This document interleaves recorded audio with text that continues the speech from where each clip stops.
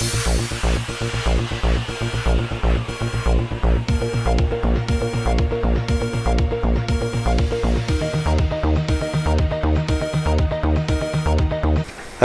तेलंगाना के महकमे आबपाशी के अहदेदारों ने आज एक इत्तला पर कार्रवाई करते हुए बैन रियासती मंशियात के स्मगलर्स राजस्थान के मुतवत्तिन 2 लोगों को गिरफ्तार करके उनके पास से 56 ग्राम हीरोइन और 1 किलो 50 ग्राम अफीम बरामद की और जब्त कर लिया, जिनकी मालियत मौजूदा मार्केट में करीब 14 लाख होती है।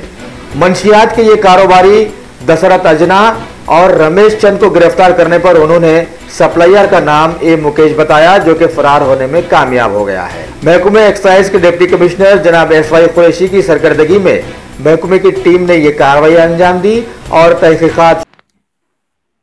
2 जने अरेस्ट हुए, दशरथ गयेरी, चांद गयेरी, रमेश चांद गयेरी है, दोनों प्रतापगढ़ डिस्ट्रिक्ट राजस्थान के हैं। इन दोनों जनों ने मलकाजगिरी का स्टेशन लिमिट्स पे नेरेडमड एक्स रोड पे आज सुबह 10:30 पे वो उतर रहा था। उसके पास से हम 56 ग्राम हेरोइन और 1 kg का ओपियम सीज किया था। दोनों का काउंटरबैंड का वैल्यू होगा 30 to 14 lakhs। आज इन दोनों को रिमांड कर लेंगे।